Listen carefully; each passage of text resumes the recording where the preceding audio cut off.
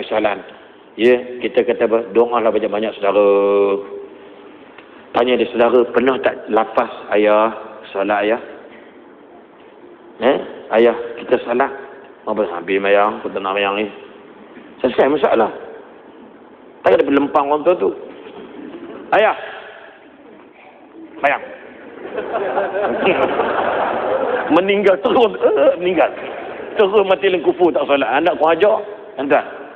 Ayah, mak, solat mak. Mayang dulu aku tahu lah, mayang tak mayang macam aku ni bodoh. Nampak? Mayang. Ayah, mayang aja. Buat baik dengan ayah. Bila duit banyak, harta banyak, beli ayah dengan duit anda untuk beribadat pada Allah. Tak salah. Dia pun tengok, anak aku ni dalam 4 orang ni, bagus dia ni. Nampak tak? Ayah ni bukan jenis bodoh. Mak bukan jenis bodoh. Allah bikin dia cerdik. Fikir. Anak hak solat ni rajin. Ingat aku. Anak tak solat ni. Nampak kan? Kadang-kadang ada orang macam tengok tuan-tuan. Ada mak bapak peringkat. Dia tak pergi surau. Ni kisah berlaku. Anak dia ada 4 orang. Yang seorang, yang hari semua menjadilah. Jadi belah-belah pangkat tinggi. Yang seorang ni SPM tak dia tersangkut. Kerja kampung aja. Naik pokok petai. Naik pokok apa nama ni. Naik pokok jerin. Naik pokok manggis. Kutip buah durian. Itu kerjanya. Orang kampung ni berlaku sebuah negeri. Di belah utara. Di bawah sikit belah utara 2 negeri lepas tu. Orang. Oh banyak petai ni. Pak Ding. Banyak petai nampak. Banyak tak dah sikit lah tu pun beruk banyak baik. Nampak kan? Beruk banyak baik. Lepas tu anak-anak macam mana anak? Anak-anakku sibuk mu takkan tak tahu anak-anak sibuk. Yang ada tu beruk seekor mu. Anak ayah panggil anak yang nombor 4 yang majak bantu beruk. Sebab memang dia buka petai. Beruk pun angkat tangan. Kita gelak lah. Orang pasal kampung kan. Dia kata, nampak macam, tapi lembut lah tekut. Adalah beruk seekor rumah.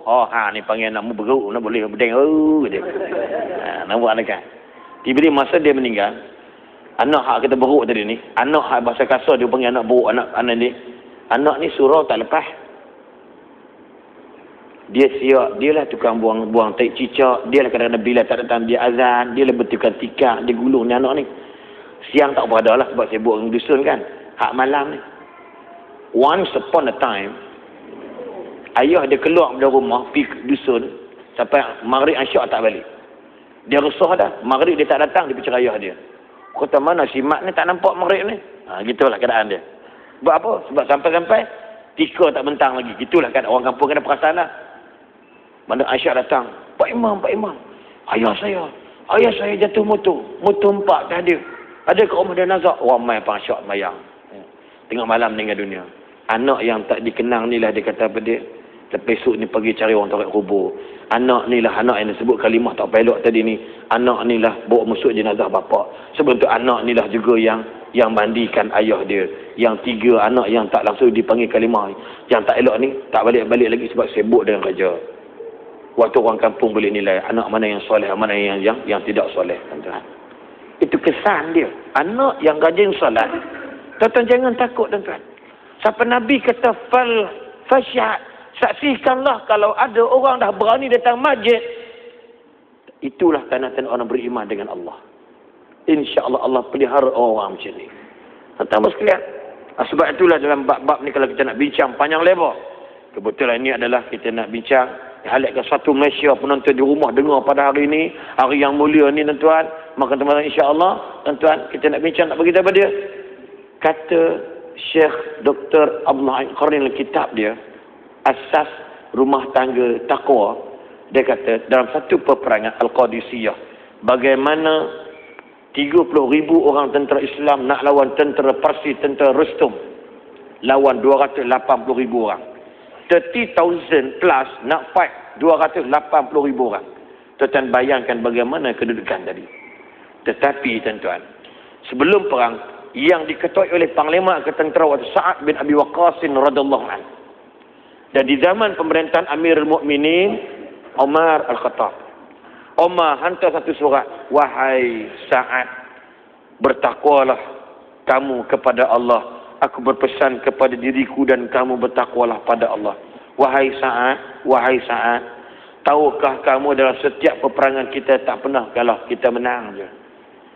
Wahai Sa'ad, tahu tak kamu kita perang menang je. Jarang kita, tak pernah kita kalah. Tahu tak kamu pasal apa? Sebab tentera musuh dia buat maksiat terhadap Allah. Tentera kita tak buat mungkar dengan Allah.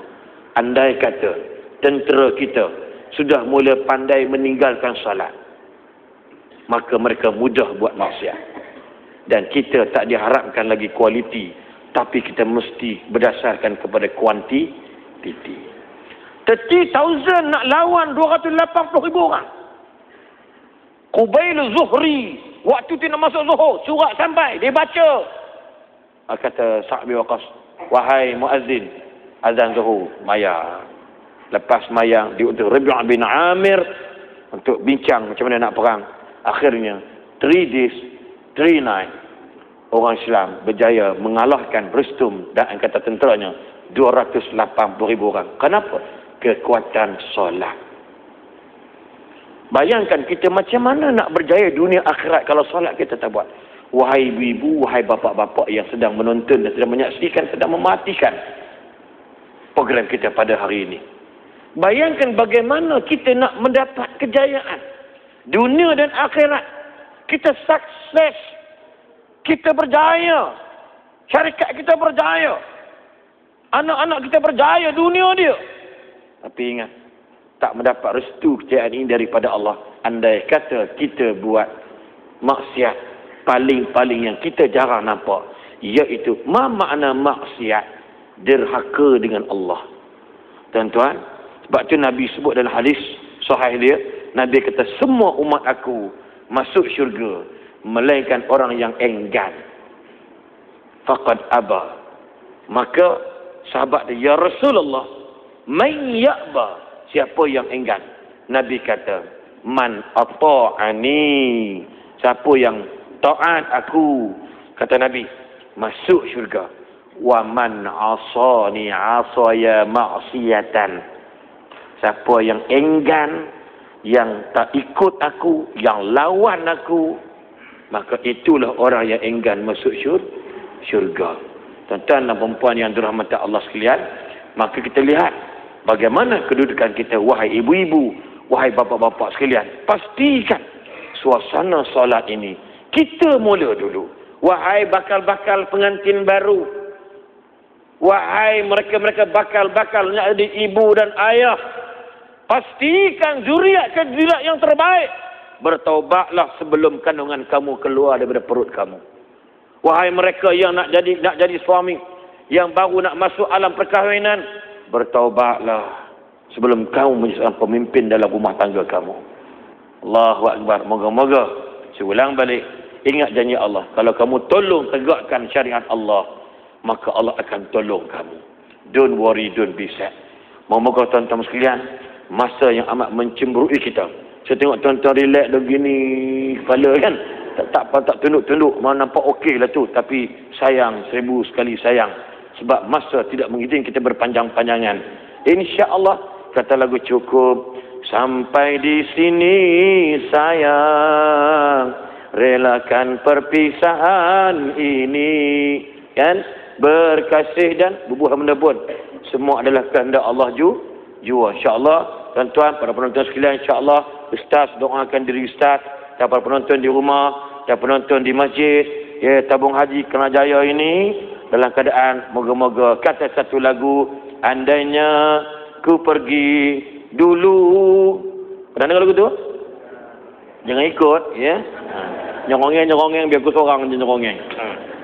Andainya ku pergi dulu, ku nantimu di pintu syurga. InsyaAllah menonton sekalian, kalau Ustaz pergi dulu, saya akan tunggu penonton di syurga. Boleh?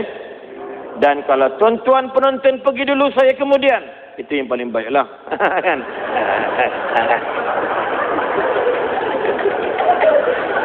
Sama ya, gurau-gurau ingat yang marah ya. Yang marah aku penampar tak digang kan. Gurau-gurau. Maknanya kita sama-sama bertemu di syurga Allah, ya. Inna Allah la yughayyiru ma biqaum hatta yughayyiru ma bi anfusihim. Surah Ar-Ra'd ayat yang ke-11. Allah kata, takkan ubah kita sehingga kita ubah diri kita sendiri. Allah. Jumpa lagi insya-Allah. Sekalian, mohon ampun, beribu-ribu ampun, ya. Jadi insya-Allah jumpa lagi. Doakan Ustaz Aslin, ustaz-ustaz yang lain, ya, yang berada dalam TV, media dan sebagainya. Mereka panjang, sehat, kaya-raya dan sebagainya. Ya insya-Allah, ya. Hamba gelak, ya. Jealous lah tu. Mana biar doakan semua sehat wal afiat. Moga-moga Allah matikan dalam keadaan apa dia. Kita boleh sebut akhir kalam kita, la ilaha illallah, la ilaha illallah, la ilaha illallah, Muhammadun Rasulullah. InsyaAllah. Pucuk paku.